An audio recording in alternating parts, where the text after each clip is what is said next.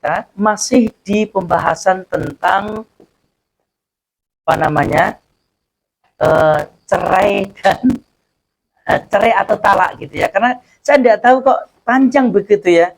Habis ini nanti ke belakang juga ada tentang ayat tentang talak. A'udzubillahi minasyaitonirrajim. Bismillahirrahmanirrahim. At-talaqu marratan fa imsakum bima'rufin aw tasrihum bi ihsan. Wa la yahillu lakum an ta'khudhu mimma ataytumuhunna syai'an illa an yakhafa alla yuqima hududallah fa in khiftum alla yuqima hududallahi fala junaha 'alaihima fima iftadat bih tilka hududullahi fala ta'taduha wa may yata'adda hududallahi fa ulaika humuz zalimun fa in talaqaha fala tahillu lakum min ba'du hatta tankiha zawjan ghairah fa in talaqaha fala junaha 'alaihima ay yataraja'a in dhanna ay yuqima hududallah wa tilka hududullahi bayyinuha liqaumin ya'lamun. Surat Al-Baqarah ayat 228, 29 sampai 230. Ayat ini masih bersambung dengan kemarin.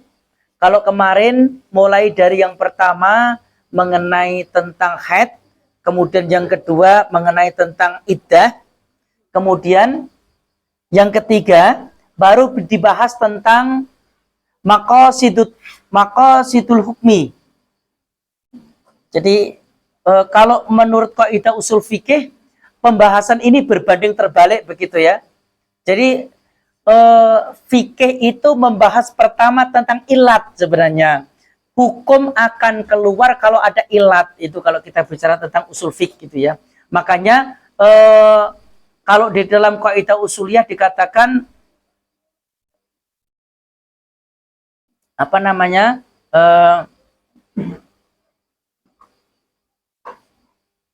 Al-aslu fil ibahah gitu ya. Jadi kaidah usul fikih mengatakan al-aslu fil ibahah. Jadi semua hukum itu asalnya mubah. Tidak ada hukumnya sama sekali. Itu asal hukum. Kecuali satu, kalau ada perintah, maka hukum menjadi wajib. Kalau ada larangan, hukum menjadi haram, kan gitu. Kalau ada bahaya, hukum menjadi makruh. Itu namanya ilat hukum gitu.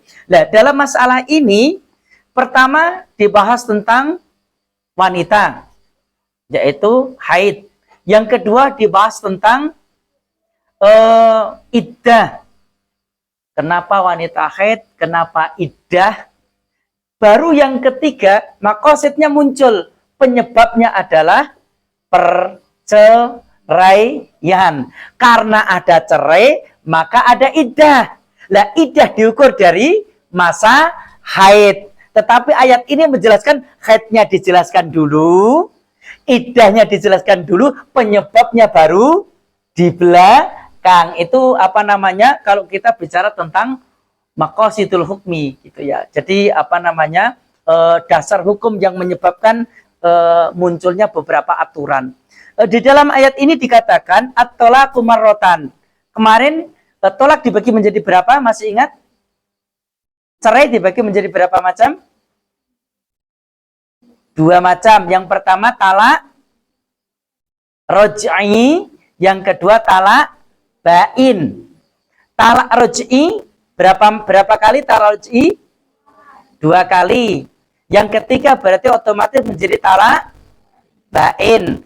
Talak roj'i ketika suami menghendaki kembali kepada istri masih diperbolehkan. Sementara talak bain adalah talak di mana seorang suami sudah tidak bisa kembali kepada mantan istrinya kecuali adanya muhallil atau bekas istrinya pernah menikah dengan laki-laki lain, baru boleh untuk dinikah kembali. Tetapi nanti akan krusial, muncul hukumnya akan krusial. Karena muhallil itu termasuk la'anallah. Ini nanti kita bahas di belakangnya. Jadi ayat ini justru akan mengangkat nasib seorang perempuan. Dulu pada zaman awal-awal Islam itu suami boleh mengucapkan kata cerai sehari ratusan kali. Itu boleh. Ratusan kali. cerai, cerai. Begitu belum selesai masa iddah, kembali lagi. Tidak jadi kan? Jadi kemarin sempat saya singgung, ketika seorang suami menginginkan rujuk dengan istrinya, ketika di masa iddah, maka tidak perlu memberikan mahar kembali, masih boleh. Tetapi kalau di luar iddah, maka dia harus menikah kembali seperti layaknya sebelum dia menikah. Harus ada mahar dan lain sebagainya. At-talaqu marratan fa imsakum bima'rufin aw tasrihum bi ihsan. Jadi seorang istri untuk dilindungi haknya hanya diberikan keleluasaan bagi seorang suami menceraikannya hanya 2 kali saja. 2 kali itu lampu kuning, gitu ya. Jadi lampu kuning. Agar istri tidak jatuh martabatnya, istri tidak dipermainkan hak dan kewajibannya, maka suami hanya boleh 2 kali talak dan 1 talak roj'i, 1 kali talak bain. Ini harus diketahui bagi laki-laki.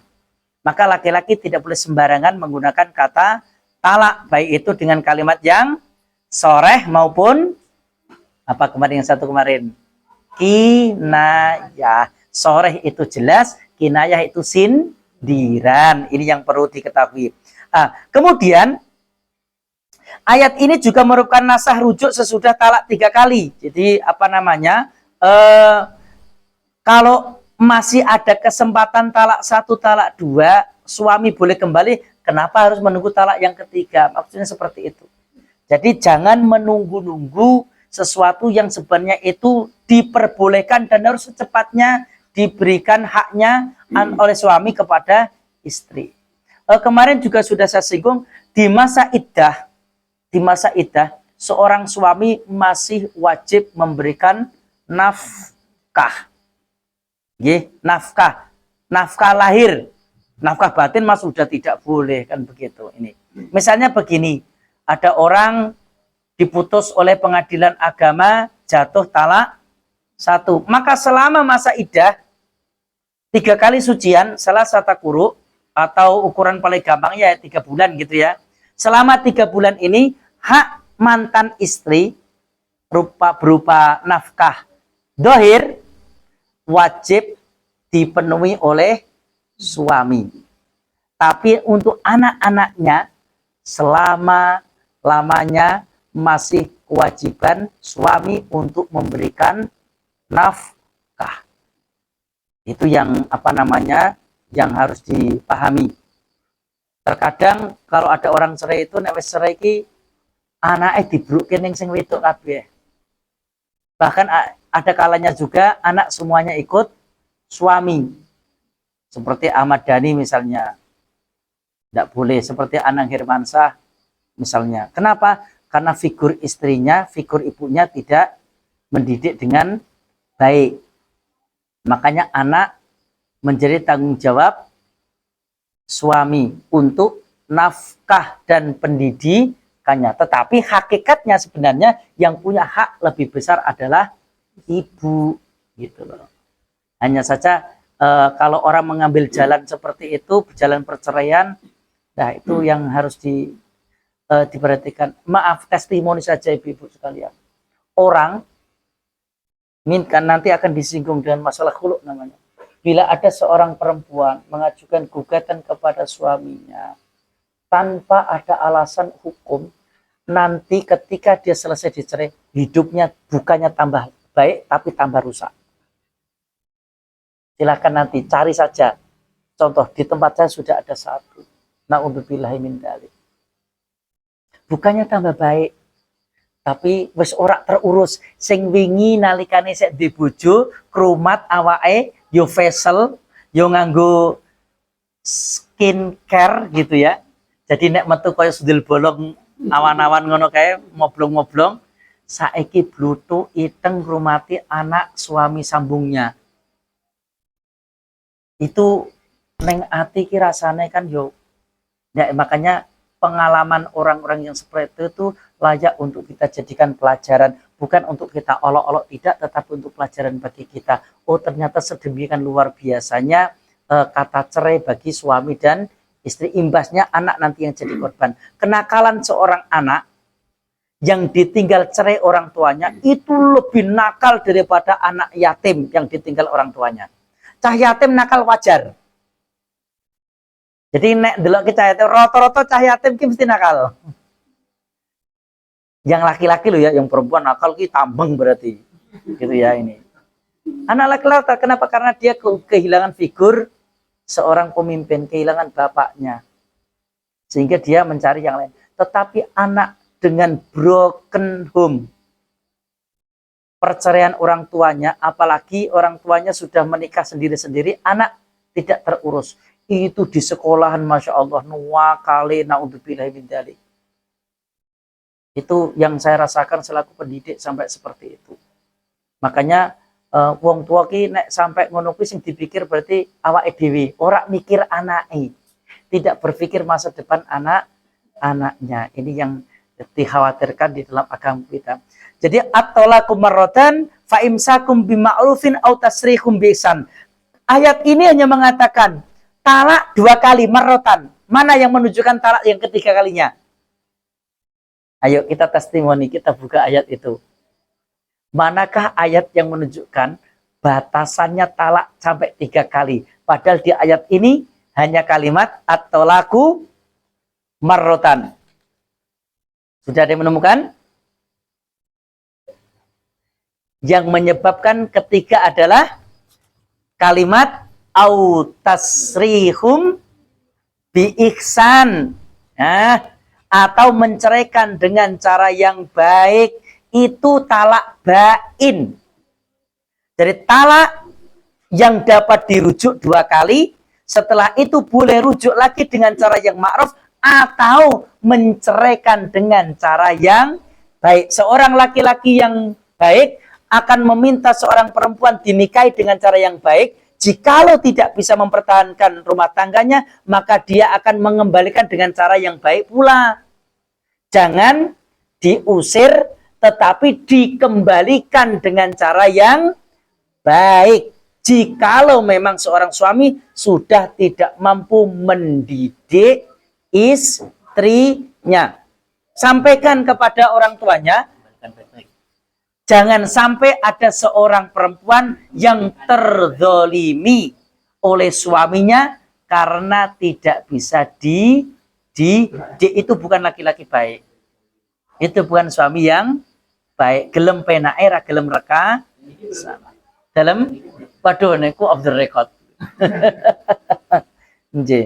Kemudian selanjutnya Bapak Ibu sekalian,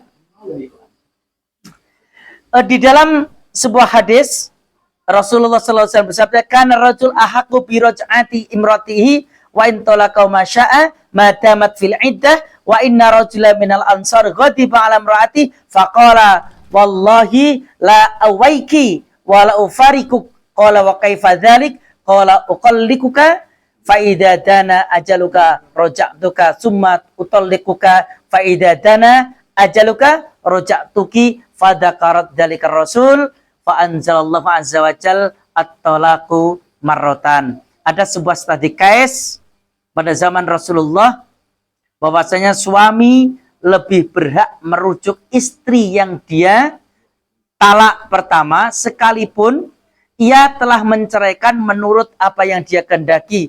Selagi istri masih berada dalam masa iddah, maka orang itu punya hak yang lebih daripada laki-laki lain.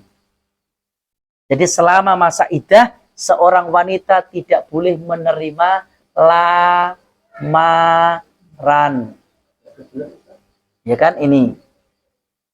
Jadi selama masa iddah itu tidak boleh. Kenapa? Karena dia masih berada di masa uji coba. Jenenge test drive, tidak boleh dinaiki orang dulu. Kan gitu. Kan gitu. Jadi nunggu selesai test drive, lulus uji, baru boleh dinaiki yang lain. Silahkan. Kan gitu. Iya kan gitu. Itu masa iddah. Yang punya hak siapa? Tentu yang punya mobil. Kan gitu. Makanya tahan. Masa iddah adalah masa di mana untuk menentukan wanita ini betul-betul bersih dari suami yang telah menceraikan atau belum.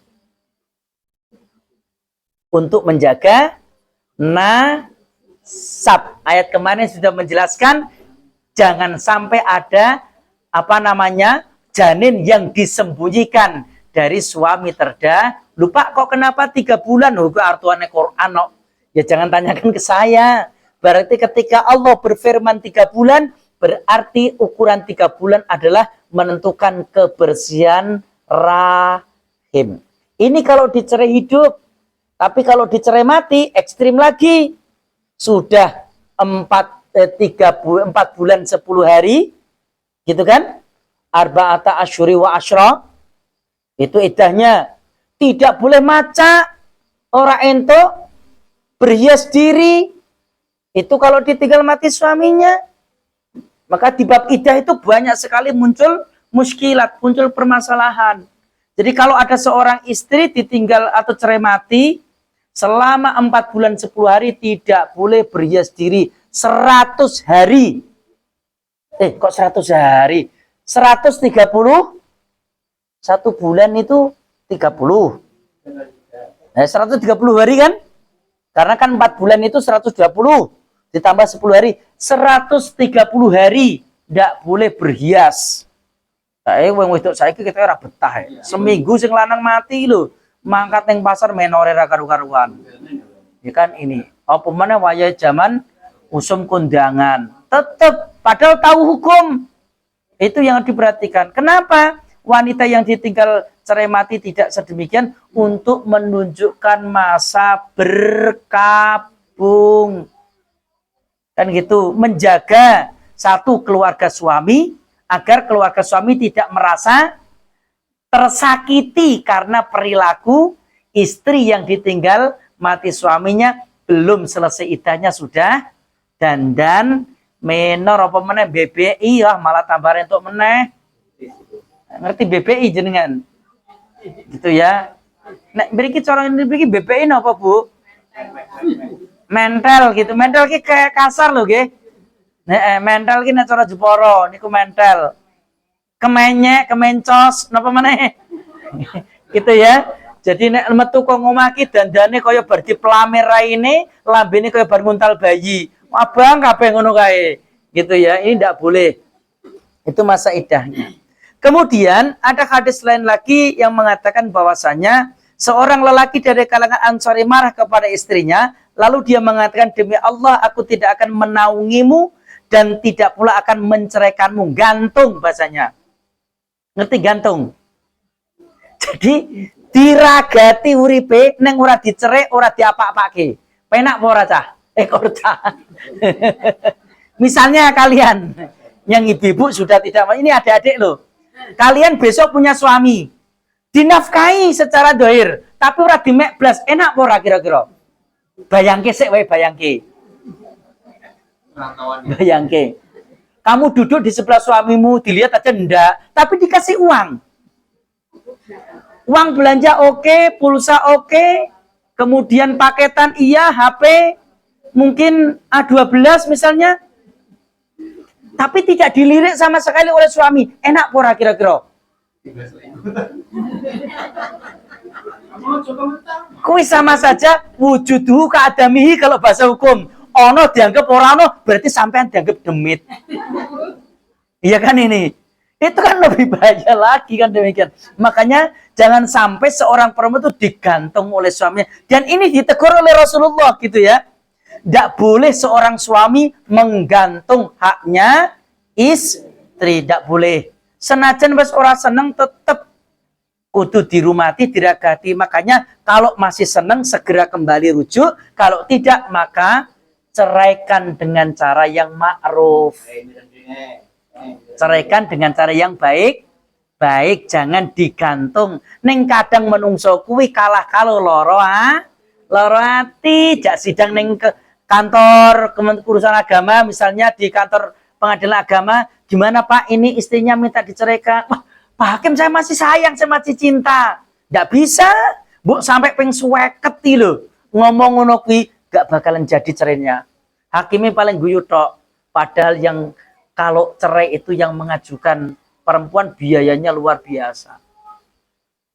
8 juta teman saya itu 3 kali cerai, 3 kali pengajuan cerai. Itu yang mengajukan khuluk perempuannya. Mengajukan gugatan cerai 3 kali. Wae surat undangan yang terakhir tidak diberikan. Kalau diberikan gagal lagi. Karena kan ada undangan mesti kau kantor pengadilan agama. Iki cerita ngoyo-woro gak usah dirungokke nggih. Jenengan tidak mungkin kan gitu. Fa imsahum bi ma'rufin au tasrihum bi ihsan. Kata-kata bi ma'ruf au tasrihum bi ihsan itu adalah kalimat yang menunjukkan pilihan bagi seorang laki-laki. Jadi dadi wong lanang kuwi kudu duwe sikap. Laki-laki punya prinsip dan kepribadian gitu loh. Jadi dadi wong lanang pahpoh ngango gitu ya. Duwe bojo kok apa jenenge ora ngurusi sing wedok mental rono barke wae. Bali bengi tohke wae, wah iki jenenge wong lanang sing ra duwe prinsip gitu ya. Iya, nuzuz itu namanya, tidak punya rasa cemburu sama sekali pada istri itu salah. Kecemburuan salah. Gitu loh ya. Terlalu cemburu namanya posesif. Posisi yang didik potoke, spill. Aduh. Lho nek ngene iki wis mending wong wedok ning omah wae ora usah ning ndi daripada gek metu wis takoni posisi koordinat. Kapiran nek ngene iki ya. Jadi seorang laki-laki harus punya prinsip ndak boleh pelin-pelan. Wani nikah kudu wani ngrumati, wani ngragati. Aja nek wis bosen kaya tuku semangka wae bar dicipi wah ora enak kita balekke ndak boleh.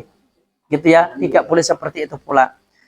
Jadi ini mengenai apa namanya kalimat fa imsakum bima'ruf au tasrihum bi ihsan menunjukkan talak bain, talak yang ketiga.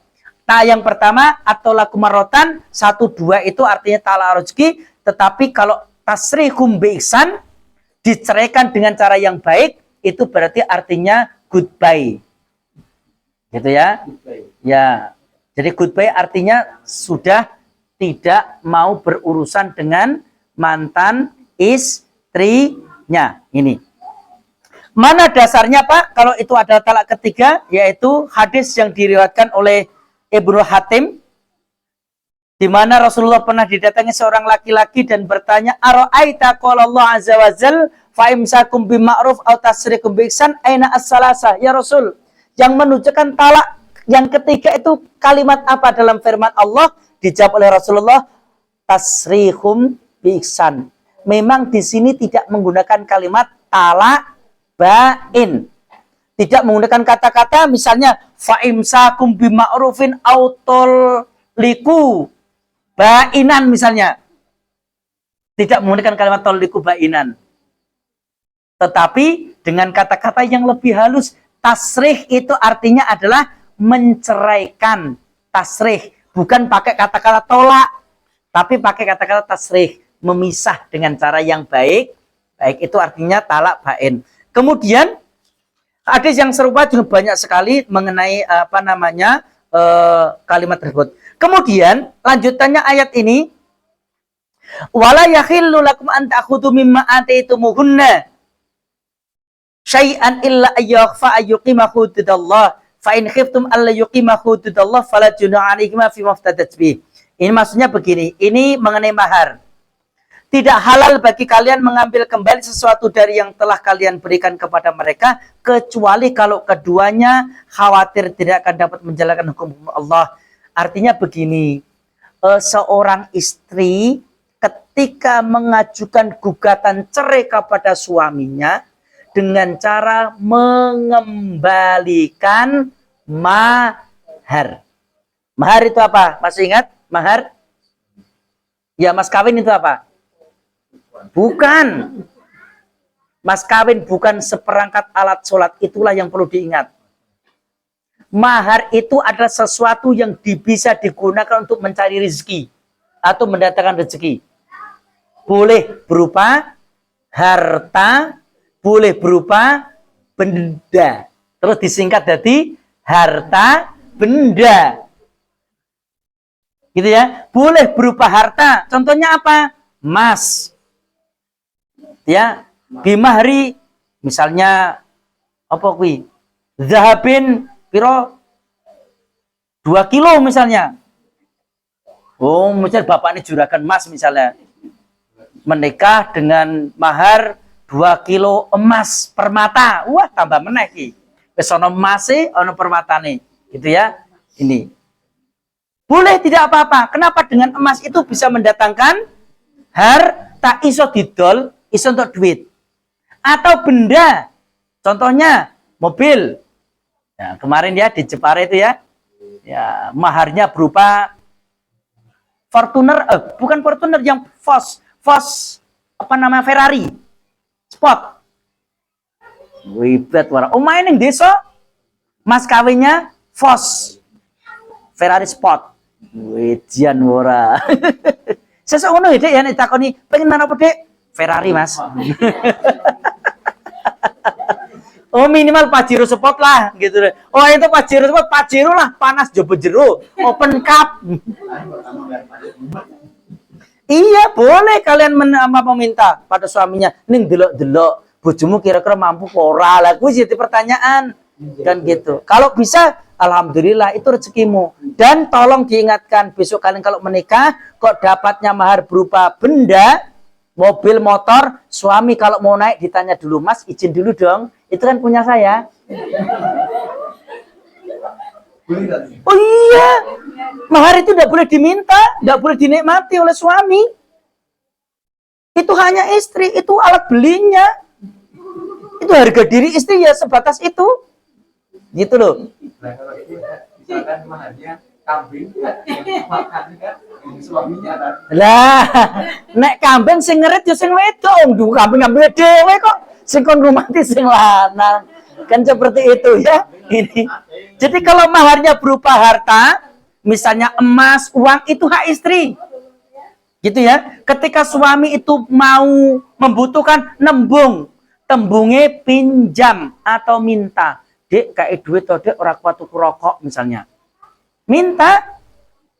Walaupun itu adalah pemberian dia kalau diminta semuanya batal. Sama saja dengan mengembalikan haknya seorang istri kepada orang tuanya. Jadi mahari dijaluk meneh berarti padha karo batalke akad nikahi. Karena akad nikah dikatakan sah kalau ada maharnya. Dan mahar tolong jangan seperangkat alat sholat. Itu bukan mahar, betapa rendah dan remehnya Anda. Jangan mau. Gitu ya, kecuali alat sholatnya di situ ada hiasan emas dan permatanya. Oh, begitu ya. Misalnya seperangkat alat sholat rukuh terbuat dari payet emas 3 kg. Wah, hebat jenengan. Tak kira rawani nganggo lah, wedi dilirik maling. Kan gitu ya, ini. Kadang malah gopak jangan ora tahu tinggo. Gitu ya, ini harta atau benda. Kalau benda, suami diingatkan, Mas, ini punya saya. Kalau Anda membutuhkan, Anda harus izin dengan saya. Satu-satunya harta yang khusus dimiliki oleh istri adalah mahar. Penghasilan istri, suami masih boleh ikut menikmati. Tapi kalau mahar, suami harus minta izin. Dek, pinjam sepeda motor ya. Boleh, Mas, kan gunaku 1 jam 50.000. Boleh, tidak apa-apa. Komersil lah kalau sing lanang rapopo. Tapi jangan salahkan nanti kalau malam tidak dapat jatah apa-apa, lah itu yang bahaya. Gitu ya. Kemudian selanjutnya ayyumamra'atin sa'alat zawja talaqa fi ghairi ma ba'sin fa haramun 'ali raihatul jannah. Ini yang diingat-ingat. Ketika ada seorang perempuan meminta dicerai suaminya tanpa ada masalah alasan yang membenarkan, maka faharamun 'alaiha raihatul jannah. Dia haram mencium baunya surga. Wis dieling-eling. Mung goro-goro ora cocok manggon omah kok akhirnya minta diceraikan oleh suaminya. Inilah ciri wanita yang besok tidak akan mendapatkan baunya. Nek ambune swarga wae gak entuk, kira-kira swargane entuk ora? Gitu ya.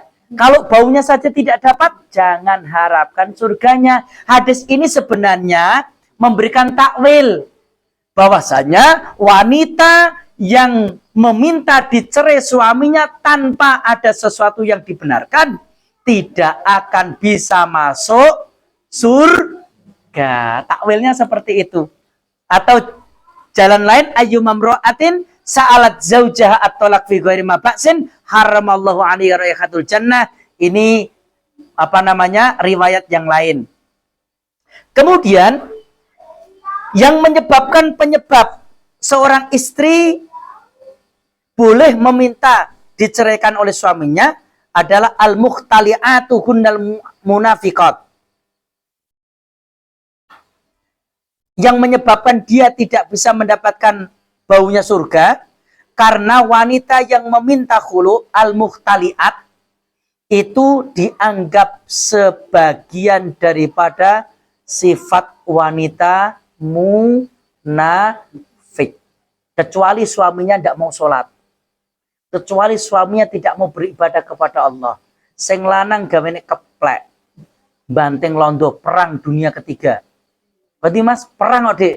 Perang karo sapa? Perang karo londo. Bantingi kartu. Gambare kan londo kabeh to kartu kuwi. Pernah melihat kartu poker? Belum pernah. Remi. Asekop. Bayem pernah. Iya, joker. Itu kan gambar londo kabeh. Mulai dari queen, king, apa sih? Joker. Queen. Jack, kemudian queen, king. Aku ben dolananku ngono kuwi lho. Neng pondok biasa lo dolanane minuman ngono kae sampai bendingen. Kayak kendi kalau sing angkone cilik kon ngombe terus. Zaman ning pondok dolanan tok tapi ora ono duwite. Jadi wanita yang minta khulu itu sama dengan wanita munafik. Wanita munafik atau orang munafik halal darahnya, berat untuk dibunuh. Innal mukhtali'atil muntazi'ati hunnal munafik. Ini hadis yang lain. Ini mengenai kenapa seorang perempuan itu tidak boleh khulu. Gitu ya. Tahu khulu ya? Khulu itu pengajuan cerai, gitu ya. Wala yakhillu lakum an ta'khudhu mimma atitumuhunna illa ayyahu fa'ala yuqima hududallah. Ada sebuah cerita begini. Ini ceritanya panjang dari istrinya Qais. Istrinya Qais itu namanya Jamilah. Jamilah binti Salul. Nah, Jamilah ki ngomong matur karo kanjeng ya Rasulullah, ma'u'ibu alaihi fi khulqin waladainin. Ya Rasul, datang kepada Rasulullah. Aku tidak mencela dalam masalah akhlak dan tidak mencela dalam masalah agama. Jadi istrinya Qais itu datang kepada Rasulullah menyampaikan unek-unek. Ya Rasul, saya itu tidak benci pada suami saya. Suami saya agamanya bagus gitu ya. Akhlaknya juga bagus. Tidak pula masalah yang lain. Melainkan, kata dia, walakin ukrihal kufra fil Islam. Saya tidak suka kemunafikan di dalam Islam. Sergap sholat tapi munafik. Orang munafik kan orang Islam. Gitu kan? Jadi kalau kafir jelas bukan Islam. Tapi kalau munafik, gitu ya, itu dia orang Islam. Tetapi sifatnya munafik. Kemudian Rasulullah bersabda kepadanya, kalau kamu itu pengen mengajukan khulu, ya kembalikan maharnya, gitu loh. Kata di sini, maukah engkau mengembalikan kepadanya kebun kurma? Ini saya katakan tadi harta. Jadi mahar berupa kebun kurma. Sesok itu gogo. Ngerti gogo? Kebun. Nah, yang mungkin orang Jambi kebun karet, kebun sawit, orang Kalimantan boleh. Nah, jadi dinikah dengan mahar kebun sawit 10 hektar. Wah, sugih blegedu. Gitu ya. Langsung kayak dadaan, lakune karo ngene-ngene, gitu ya. Ini, ya. Kemudian Rasulullah bertanya kepada Qais, kamu mau menerima kembali maharmu? Ya udah ya Rasul, ambil kembali, maka boleh mengajukan khulu. Jadi jikalau seorang suami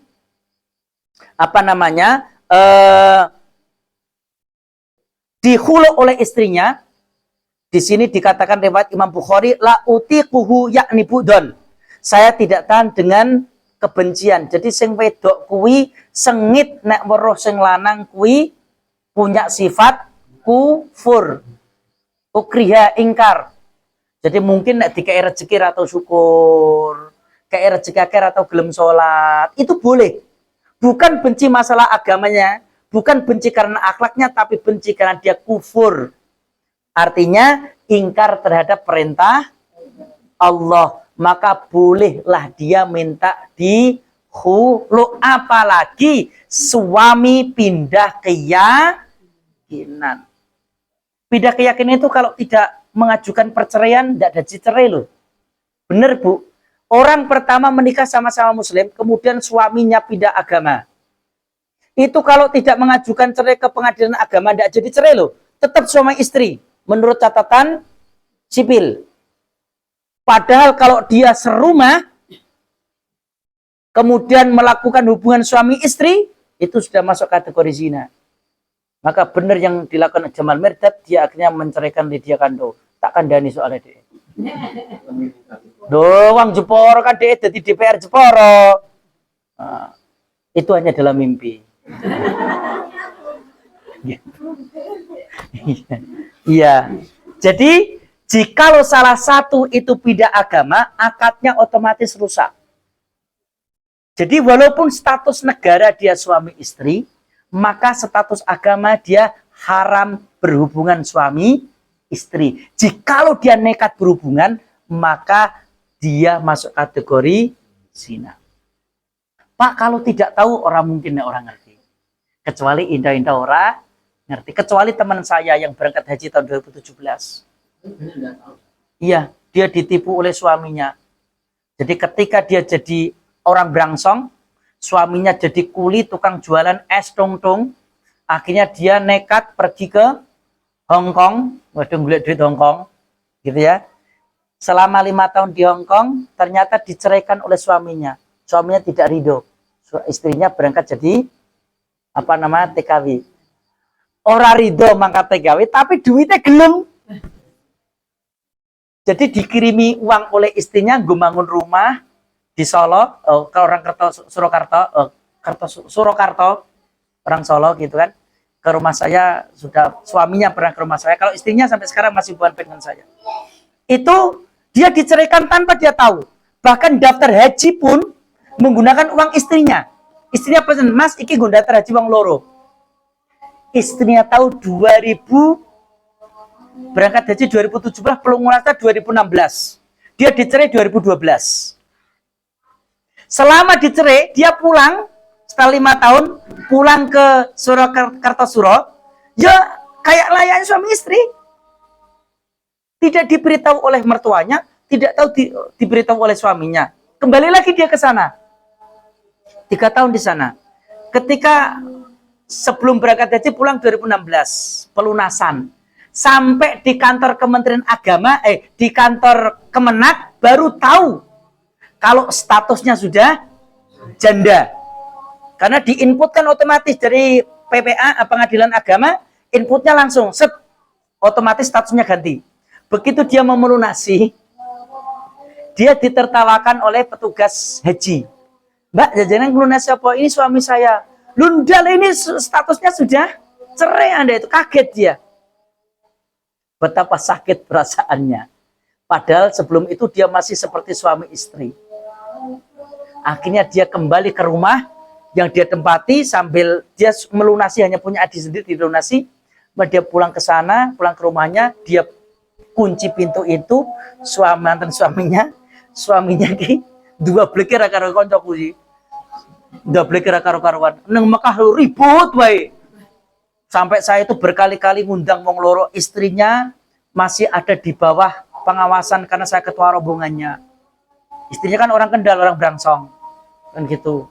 Pengawasan saya tak beritahu gimana ini. Akhirnya malam ribut. Kalimatnya bahasa kebun binatang dikeluarkan semuanya. Suaminya itu. Aku mau kowe iki balik urung bali teko tanah suci kok ngomong welek ra karo-karuan. Apa jawabannya? Nang kono yo padha yo Ji. Manggil saya kan gitu. Nang kono to Ji dik golek lanang liya. Aku nek golek wedan liya to Ji. Golek pacar iki ning gone pelataran Ka'bah, entuk ta Jakarta. Edan pora. Weroke aku, Ji, ayo pora.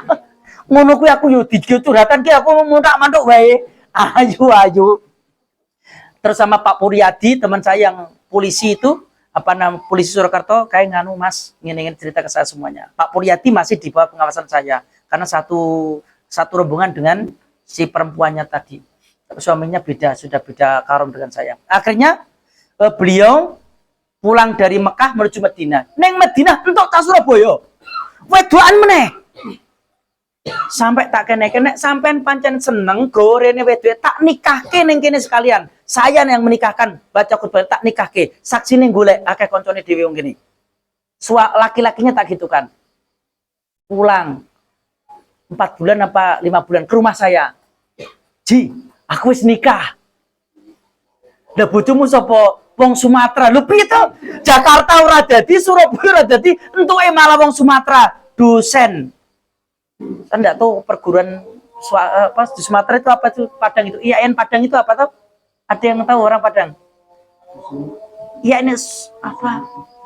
Oh, Sanudin itu mana? Makassar ya, itu ya. IAIN Padang itu apa namanya? Win Padang. Iya. Ada orang Padang, dosen itu istrinya.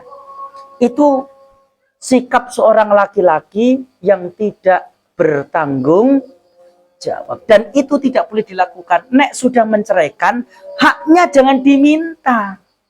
Dan istri harus diberitahu kalau dia sudah diceraikan. Karena apa? Dari kantor kantor pengadilan agama keluar surat merah. Surat yang menerangkan kalau dia statusnya sudah duda atau janda. Itu surat itu yang nanti dilengkapi untuk menikah. Yang kedua mungkin bisa jadi dengan perempuan lain, bisa jadi dengan istri bekasnya juga selama masih masa iddah. Yaitu Bapak Ibu, ini tidak boleh dicontoh gitu ya. Jadi seorang istri boleh mengajukan khulu jikalau suaminya melanggar syariat agama. Kalau tidak melanggar, maka perempuan ini termasuk perempuan yang tidak akan mendapatkan baunya surga. Ketok remeh. Aku wis ra seneng karo bojoku kok, Pak. Lah kenapa ora seneng? Pokoknya ora seneng kok masuk kudu dideskripsikan. Jenenge wong ora seneng. Nah, bener, omongin jenengan. Koes itu mulai ireng, tekil, cilik pindi.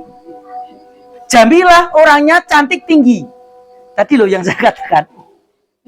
Jamilah binti Salul itu perempuannya cantik, tetapi Koes namanya itu adalah Koes bin Syamam, itu orangnya hitam, kecil, dekil, urep. Gitu ya. Ini. Jadi istrinya itu mengajukan karena itu tadi bukan cuma munafiknya, tapi ya memang secara physically secara cocokan begitu ya. Ini hampir sama dengan apa namanya di wilayah kita di Jawa, kalau masih ada pernikahan ala Siti Nurbaya. Masih ingat cerita Siti Nurbaya? Mosok biyen ra tau sekolah apa piye, mosok ora ngerti Siti Nurbaya. Siti Nurbaya itu menikah untuk membayar utang. Jikalau perempuan itu dianggap benda untuk membayar hutang, berarti perempuan sama sifatnya seperti budak, dianggap benda itu tidak boleh. Pernikahan yang dipaksa. Nah, ini saiki kita ora ono. Nek biyen gudel nusu kebo. Saiki kebo nusu gudel. Mudeng. Yang luar Jawa paham enggak? Dulu anak kerbau itu menyusu kepada induknya. Sekarang induk menyusu kepada anaknya. Nah, mudeng enggak? Dulu anak itu menurut dengan kemauan orang tua. Sekarang orang tua menurut dengan kemauan anak. Jadi maksudnya kebo nusu gudel kuwi anak kebo. Gitu ya. Anak kerbau namanya gudel. Anak cicak jenenge sawiya. Super gerobak jenenge bajingan. Ki super gerobak jangan dikira tidak. Kusir itu loh, kusir kuda itu namanya bajingan, jangan dikira tidak. Tapi nanti kamu kalau ke pasar Boja naik pedati, kok supir bajingan turun sini. Nanti dipukuli orang.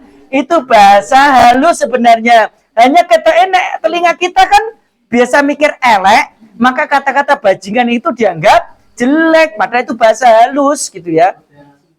Iya kan gitu. Supir gerobak ya termasuk pedati itu juga ya.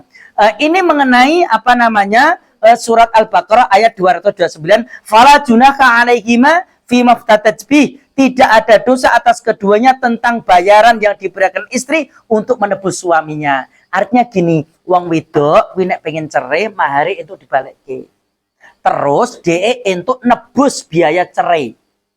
Makanya kemarin saya singgung di sigot taklek. Jikalau sigot taklek itu ya, seorang laki-laki kan kalimatnya ini, jikalau saya meninggalkan istri saya 2 bulan berturut-turut dan tidak memberikan nafkah lahir dan batin kepada istri saya, dan istri saya menyampaikan gugatan ke pengadilan agama dan gugatannya diterima oleh pengadilan agama, dan istri saya membayar iwat uang pengganti 20.000 kepada pengadilan agama, diberikan kepada Bimas, Bimbingan Masyarakat Kementerian Agama, dan dikabulkan oleh pengadilan agama, maka jatuhlah talak 1. Itu bunyi sigot taklek. Mas Adi besok tidak usah baca sigot taklek. Sigot taklek itu tidak usah dibaca. Sigot taklek itu podo karo meden-medeni wong arep kawurung bale mau diweden-wedeni. Gitu ya, kecuali suami bekerjanya merantau di luar kota, tapi tetap wajib nafkah lahir. Kerja di luar kota tidak masalah, tetapi bulannya lancar, tidak masalah gitu loh.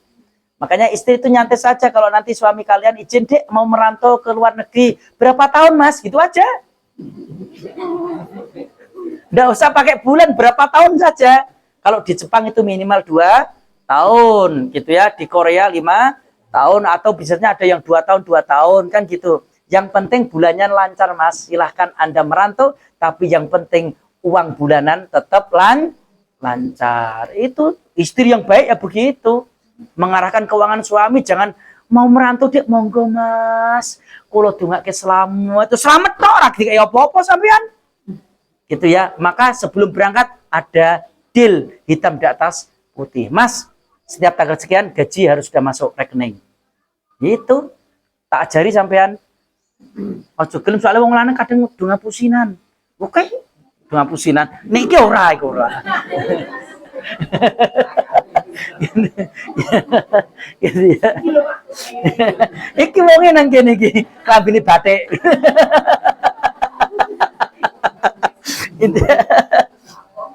Nggih, jadi boleh ya seorang suami apabila memang apa namanya si seorang istri itu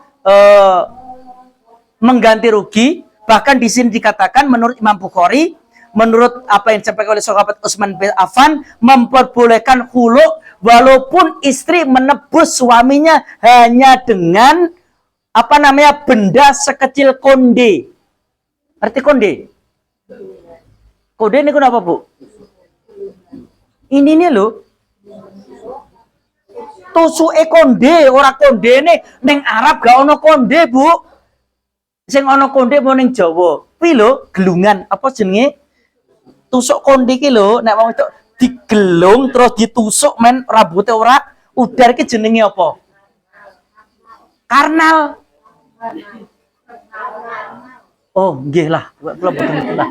Nggih. Pokoke niku walaupun sebesar itu dan tidak harus berharga. Mas, aku pengen cerai karo sampean, iki ongkos gantine awakmu tak kei pelek mobil. Entok. Berarti harga suaminya sebesar pelek mobil. Harga dirinya sebesar itu saja. Ya mungkin saking lejengkel kan gitu. Ini boleh fala junaka alaihima fi maqtadat bi. Selanjutnya ayat ini adalah tilka hududullahi fala ta'tatuha. Wa may yata'adda hududallahi fa ulaika humul zalimun. Hukum Allah itu jelas gitu ya. Jadi tidak boleh orang itu melanggar aturan Allah.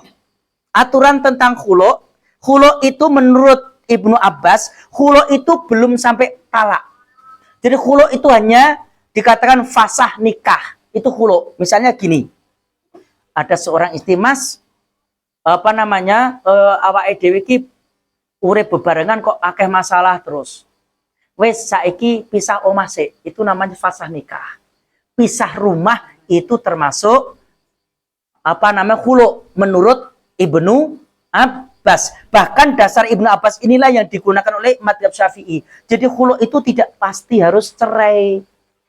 Gitu loh. Jadi sing lanang dipisah, tapi yang memisah istrinya. Suami boleh memisah istri tanpa menggunakan alat apapun. Tapi kalau istri ingin memisah suami, harus ada alatnya. Bedanya di situ. Kenapa? Karena seluruh yang dimiliki oleh istri itu kepunyaan suami. Maka suami ketika ingin dek mas pisah ranjang, tidak harus pakai ganti rugi. Tapi kalau istri pengen pisah ranjang dengan suami, maka istri harus mengganti rugi. Mas seminggu bisa lo awake dhewe sampean kandhanane angel kon surat ragilem. Selanjutnya tak kei alat tukunya gedang satu dun. Kasih pisang satu sisir misalnya. Wah ini, wes seminggu ya awake dhewe pisah ora turu awor.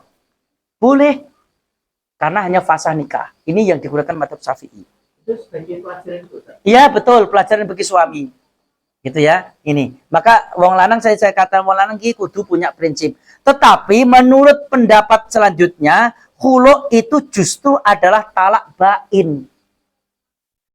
Gitu ya. Jadi menurut pendapat yang pertama, khulu itu ada fasah nikah, ini yang digunakan Imam Syafi'i. Tapi pendapat yang kedua, gitu ya, di situ ada Imam Malik, justru khulu adalah masuk kategori talak bain jika dikehendaki. Berarti nek wonge menang terus, berarti jadi talak bain. Tidak ada etikat baik untuk kembali dengan istri yang mengajukan gugatan cerai. Ini mengenai beberapa permasalahan masalah khulu. Banyak hadisnya, tetapi yang harus digarisbawahi adalah tentang ayat selanjutnya.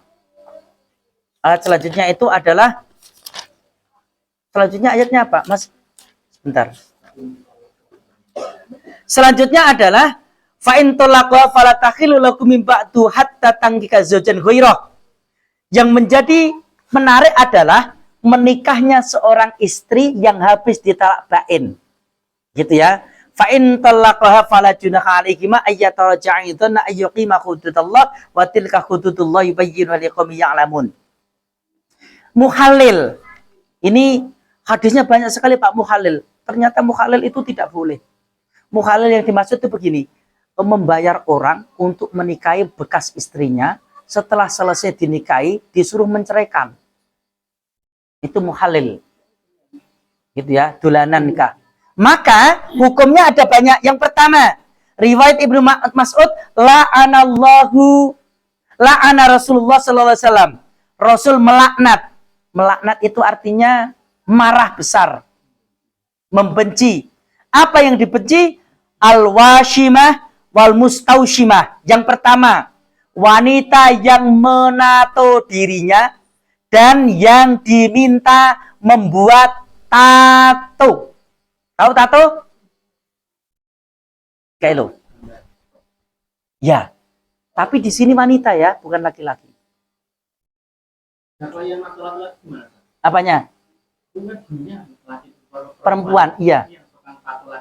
Tidak boleh sih, haram juga hukumnya. Tapi nek terlanjur katakanlah itu bukan tato, tapi batikan. Kulit yang dibatik. Tahu ya? Iya. Kalau sudah terlanjur, contohnya Mesut Ozil. Tahu Mesut Ozil? Iya, pemain sepak bola. Dari mana itu Mesut Ozil itu? Prancis ya? Jerman. Oh ya, Jerman.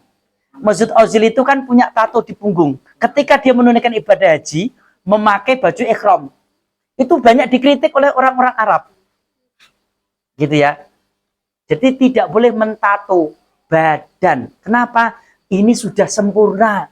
Misalnya jenengan jadi wong wedok, termasuk mohon maaf, alisnya dikerok, terus ditato. Biar kelihatan, walisnya kan semuanya terang gini, ditato sampai ini, koyo brengosnya Gatot Kocor ini. Wah, ini terus ngene misalnya. Itu haram hukumnya. Yang ditato dilaknat, yang diminta membuat tato juga dilaknat, walaupun dia dibayar, walaupun dia pekerja. Tukang tato, kecuali gambar template. Ngetos gambar template. Ya, ngono kae bar tuku brondong, terus jagung tuh dikletek, tempelke ning kene, kletek ono tatone kan gitu ya. Dan cilik-cilik. Kalau itu kan bisa hilang. Ini tato dengan membuat jarum. Dan itu sakitnya luar biasa loh. Karena apa? Di situ pori-pori terbuka. Kemudian kulit dimasuki tinta. Dan tintanya tidak satu. Tergantung warnanya juga sih. Tintanya ada abang, hijau, kuning, warna pelangi misalnya. Di sini. Itu tidak boleh. Haram hukumnya mentato. Ingat-ingat. Sing wis kadung, yo mareni saja. Tidak boleh diteruskan. Yang kedua yang dilaknat Rasulullah adalah al-wasilah wal mustausilah. Wanita yang meminta disambung rambutnya dan yang menyambung rambut. Rambutnya semene. Warnanya hitam. Terus golek rambut jaran. Sing warnanya kuning. Disambungke, dicantuk. Tahu dicatok. Dicatok. Gitu ya. Dicatok terus dilem alteco. Rambutnya sing dhuwur rambut menungso, sing ngisor buntut pitik misalnya.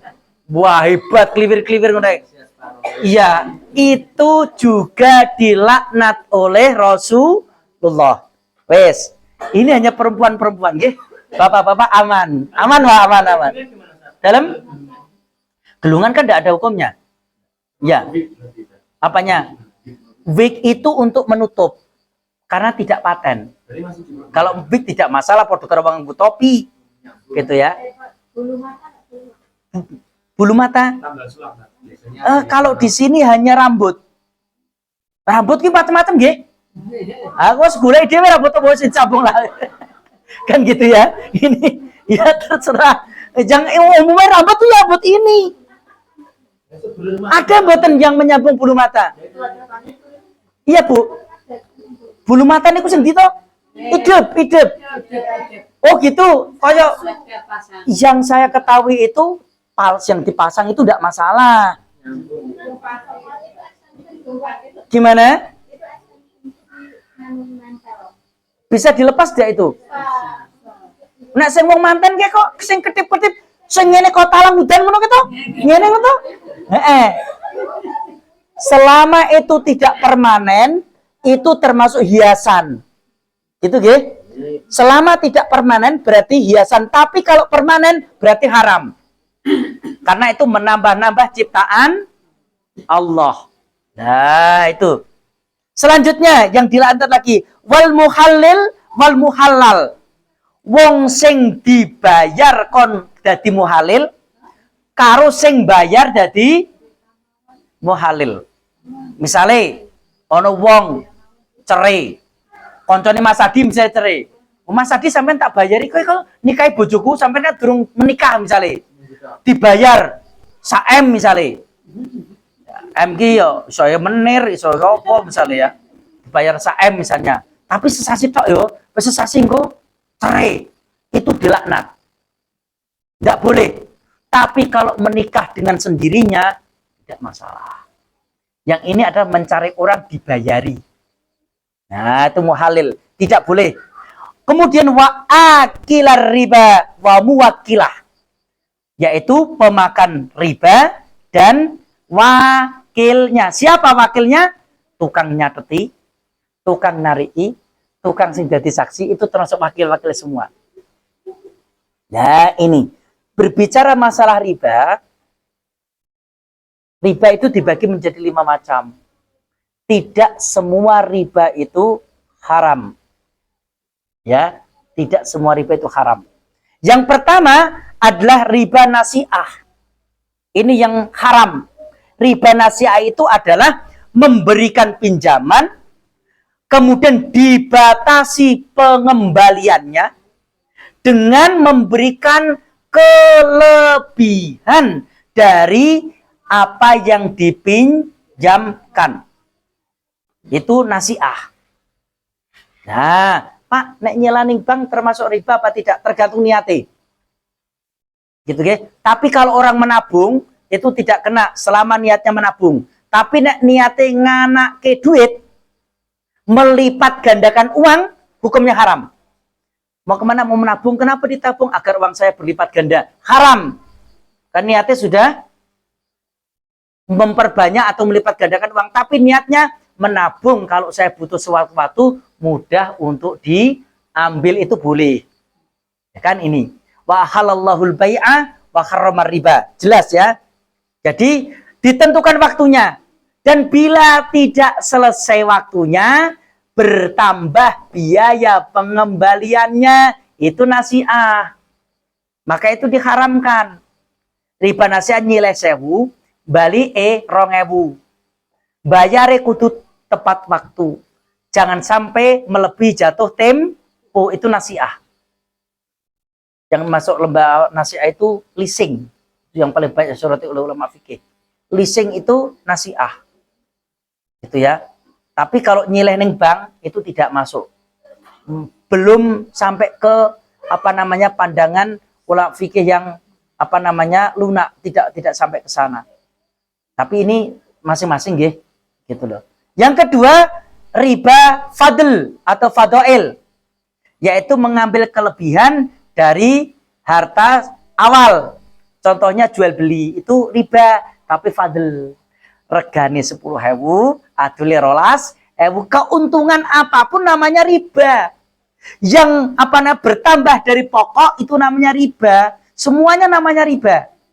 Jadi bertambahnya dari harta pokok itu riba. Tapi riba yang bagaimana? Itu yang harus kita pahami. Modal 10.000, adol 12.000. Itu riba. Maka jual beli memang ada mengatakan jual beli itu masuk riba. Tapi riba yang fadl atau fadoil. Iya. Fadl, iya fadl masuknya. Dan itu masih boleh. Iya, makanya kata setiap kelebihan dari pokok itu namanya riba. Gitu loh. Riba itu kan tambah. Lebih, ya tambah lebih itu riba. Maka semua yang bertambah dan berlebih berarti riba kan secara bahasa. Apanya? Ya istilah hukum kan seperti itu ya. Kemudian yang keempat adalah riba aliyat, yaitu barter, ngerti barter? Ijol-ijolan, tukar menukar dengan salah satu benda yang satu dengan barter. Yang dilarang adalah tukar menukar uang, itu haram ya. Tidak boleh barter uang. Membeli uang haram. Tidak boleh. Karena uang adalah alat untuk membeli. Maka tidak boleh membeli dengan alat membeli. Penukaran uang kan jumlahnya aja. Tapi kalau jenengan beli di pinggir jalan ketika mau Ramadan, beli 100.000, dapatnya 90.000 atau 95.000, kepotong. Itu termasuk yang tidak boleh. Ya, itu haram hukumnya. Kalau barter berarti ijol-ijolan, PT ijol ke entok. Itu barter. Sego, jagung ijol ke beras. Itu barter. Walaupun nilainya bisa beda. Nek beras 1 kilo, jagung 2 kilo itu boleh. Kenapa? Karena derajatnya, gitu ya, derajat atau harga jual yang beda. Yang keempat adalah riba kirat, gade. Gade kebar. Nah ini masalah gade. Di dalam ilmu pergadian, gitu ya. Slogan pergadian adalah menyelesaikan masalah tanpa solusi. Kalau saya menyelesaikan masalah tanpa solusi, masalah terus, gitu ya ini. Jadi pergadian itu secara hukum bagus. Orang menggadaikan itu tidak boleh diambil kemanfaatannya sebenarnya. Kecuali atas izin yang memiliki. Ini misalnya ada orang menggadaikan motor atau mobil misalnya. Itu dijaga. Makanya ketika mengembalikan uangnya ada biaya lebihnya. Biaya ngerawatke mau barangi. Itu. Tapi kalau yang menggantikan boleh wes apa monggo makanya dimanfaatkan buat nopo-nopo itu boleh karena seizin yang punya. Tapi kalau tidak ada izin dari yang punya tidak boleh. Nah, tapi rata-rata di Limbangan itu kan ada ya orang yang minjamkan uang 25 juta dapatnya mobil loh itu. Mobil itu 20 mobilnya baru lagi. Mobil tarian-tarian itu. Jadi digadekke sing apa harga-harganya hanya 25 juta sudah bawa mobilnya go nobrak macam-macam. Kalau yang punya mobil tidak memberikan izin maka tidak boleh, itu gade, masuk riba juga, tapi riba yang masih boleh dipertimbangkan, mubah hukumnya. Kemudian yang terakhir riba jahiliyah ini nek misale utang jatuh tempo ora kuat bayar balik meneh bayar tambah lagi. Terus, misalnya gini, utangnya 1000, kari kurang 100 rupiah misalnya, neng jatuh temponya dia tidak, maka dia akan kembali lagi, 100 hitung meneh, di nganai meneh, tambah lagi. Ora kurang meneh, dihitung meneh.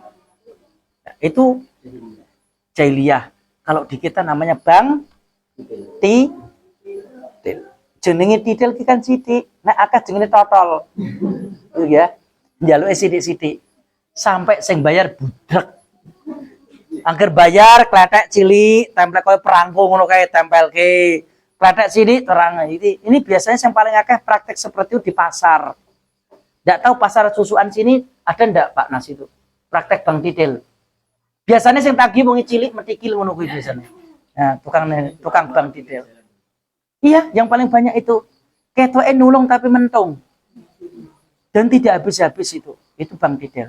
Ini mengenai apa namanya muhalil, dilaknat oleh Rasulullah. Hadis lain, la'ana Rasulullah sallallahu alaihi wasallam akila riba wa muwakkiluhu wa syahiduhu wa katibuhu wal washimah wal mustaushimah lil husni wa mani as-sadaqah wa muhallillah wa kana yanha anin nuh. Yang pertama yang dilaknat Rasul, riba, sama ya.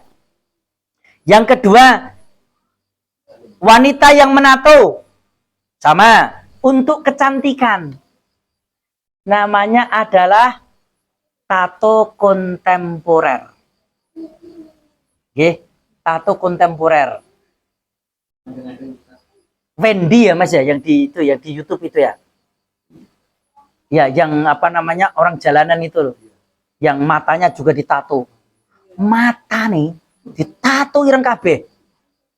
Ora ngerti lorone kaya ngopo, Masya Allah. Kuwi jenenge wong sing wis ilang rasa, lorone ya seperti itu. Matanya ndak ada putihnya, semuanya hitam. Mbah lakwi. Itu untuk kecantikan misalnya. Tato kontemporer. Kemudian orang yang tidak mau membayar zakat dilaknat. Muhalil, sama ya. Orang yang menangisi mayat. Menangisi mayat dalam arti adalah apa meratapi mayit, meratapi Mas, kok sampean mati dhisik to Mas? Nah, utangmu kan seakeh to Mas. Mosok aku kon bayar utangmu misalnya. Itu tidak boleh. Jadi meratap, gulung kuming. Itu kenapa perempuan tidak boleh mengiring jenazah sampai ke makam.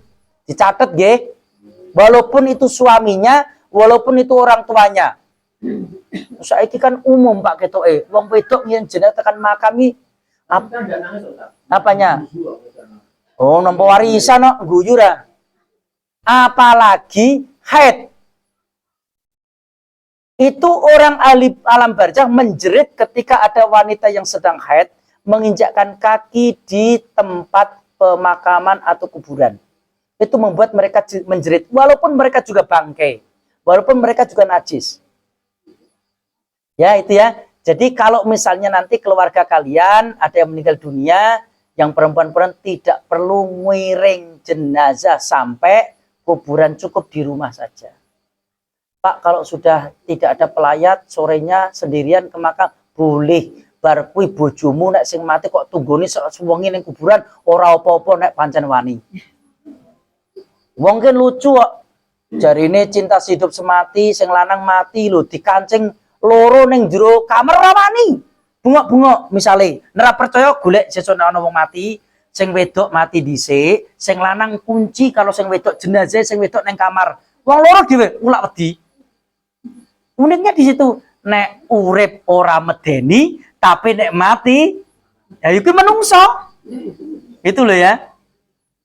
Itu makanya tidak boleh sampai berlebihan, boleh menangis. Rasulullah ketika Ummu Kulsum meninggal dunia wafat dan Ruqayyah meninggal dunia wafat, itu ditemukan netra beliau gitu ya, ainah. Jadi pandangan mata beliau itu bekas menitikan air mata, sehingga beliau bersabda boleh menangisi orang yang meninggal dunia, tetapi tidak boleh meratap. Nah itu. Ini orang-orang yang dilaknat oleh Rasulullah. Semoga ini menjadi pelajaran kita. Yang pertama, tolong jangan memakan riba. Yang kedua, tidak boleh menato. Yang ketiga, nyambung rambut. Ya, mak-mak tolong diperhatikan ya. Brindil misalnya ora apa-apa, gundul. Pak kena penyakit tumor otak misalnya, tumor otak itu kan pasti dibotaki kan ya. Boleh pakai wig, tidak apa-apa. Wig itu boleh. Yang tidak boleh jenengan terus masang rambut palsu, wah sirai jenengan kok coblosi terus dileboki kok nandur pari ngono kae, cebloki rambut. Itu yang tidak boleh. Disulam tidak boleh. Gitu guys, disambung, disulam tidak boleh. Tapi kalau jenengan pakai sampo orang-orang yang menumbuhkan rambut, boleh, tidak apa-apa gitu ya. Iya. Demikian yang saya sampaikan. Semoga menambah pengetahuan kita, menambah wawasan kita tentang permasalahan yang halal tapi dimurkai oleh Allah, yaitu cerai atau talak. Besok masih membahas tentang talak lagi. Semoga diberikan umur panjang, li taatillah, dan semoga dimudahkan oleh Allah Subhanahu wa taala. Demikian, mari kita tutup dengan doa kafaratul majlis. Subhanakallahumma wa bihamdika asyhadu an la ilaha illa anta astaghfiruka wa atubu ilaik. Bila taufiq hidayah. Assalamualaikum warahmatullahi wabarakatuh.